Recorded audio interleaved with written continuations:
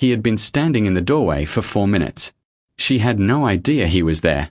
My name is Dmitry. I am 36 years old.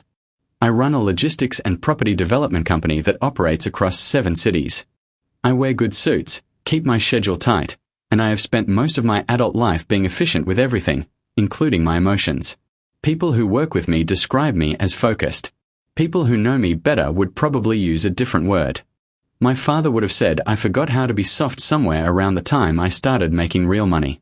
He said things like that, quietly, without accusation, which somehow made them land harder. My father's name was Victor. He was 74 years old. He had spent his life as a carpenter, a man who worked with his hands and measured things carefully and believed that a thing done slowly and correctly was worth more than a thing done fast and approximately. He had raised me alone after my mother left when I was 9. He had never remarried. He had never complained.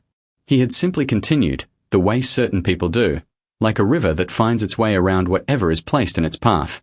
8 months ago, Victor had a stroke. It was not the kind that takes everything at once.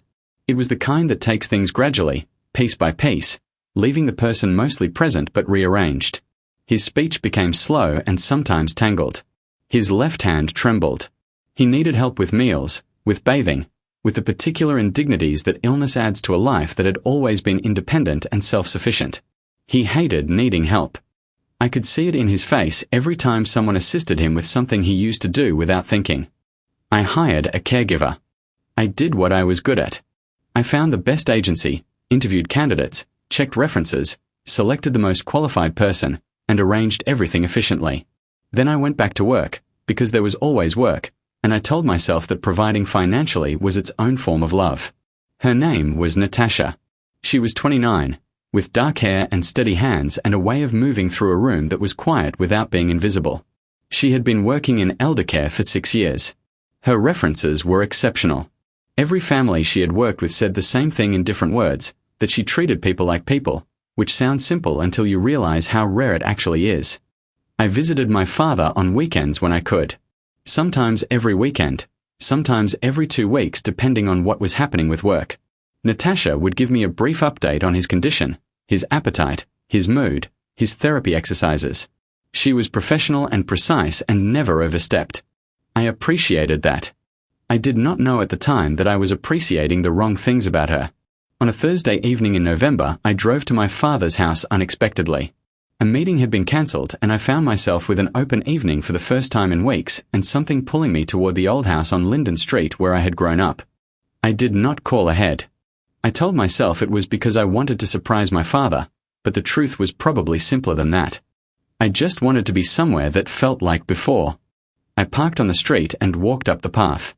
The front door was unlocked as it usually was in the evenings. I stepped inside quietly. The hallway was warm and smelled like the soup my father had always made on cold nights, which meant Natasha had found the recipe somewhere or my father had managed to communicate it to her in his slow, rearranged way. I heard the sound before I reached the doorway to the living room. It was a voice.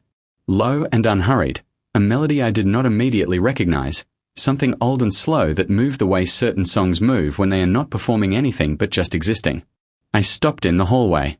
I moved to the doorway and stood there without stepping through. My father was in his armchair by the window, the lamp beside him casting a warm yellow circle across his hands and the blanket across his lap. His eyes were closed.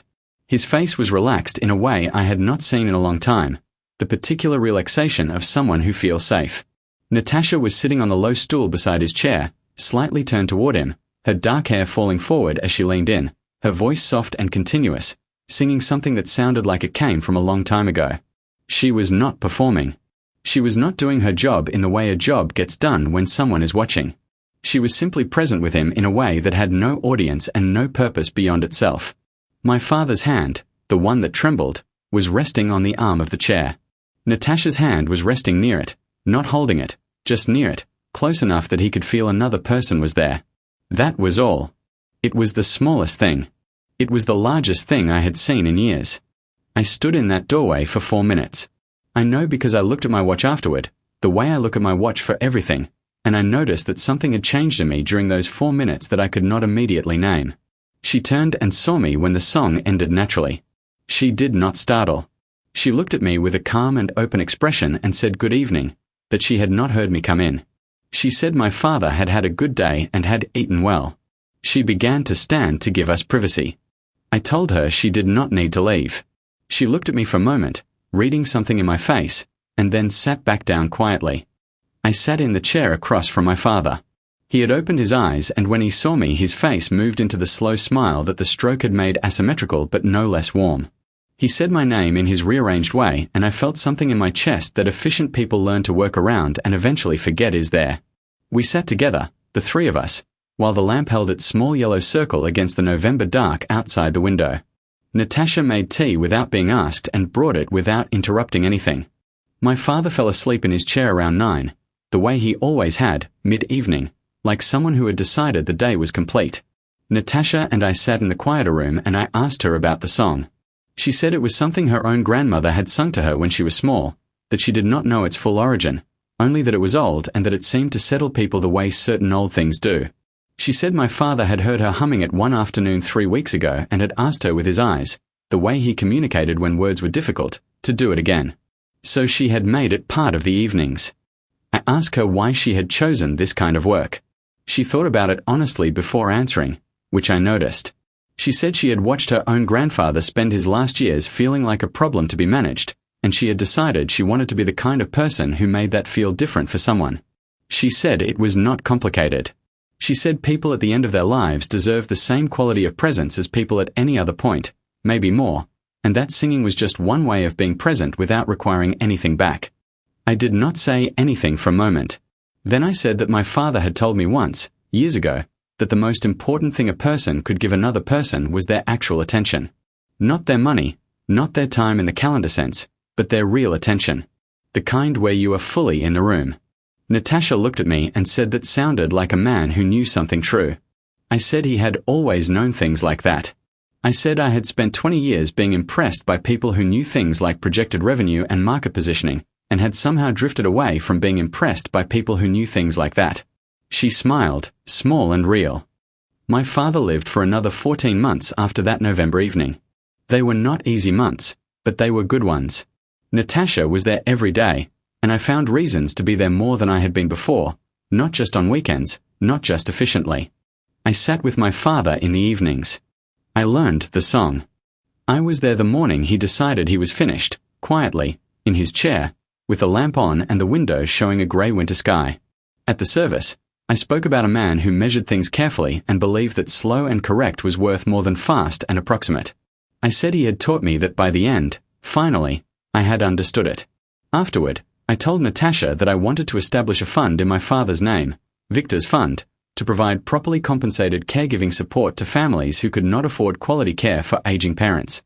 I asked if she would help design what that actually needed to look like from the ground up, because I knew how to build financial structures and she knew what actually happened inside them. She said yes without hesitating. 2 years later, Victor's Fund operated in 4 cities and had supported over 300 families. Natasha led the program development. I handled the resources. We had dinner sometimes, slow dinners, the kind where neither person checks their phone. I thought often about a doorway on a Thursday evening in November. About 4 minutes of standing still. About how much a person can miss by always moving efficiently from one place to the next. About how the most important things rarely announce themselves. They just happen quietly in a warm room while someone who has no audience sings an old song to an old man who needed to feel that the world still held him gently. Pay attention to the quiet rooms in your life. The real things are almost always happening there.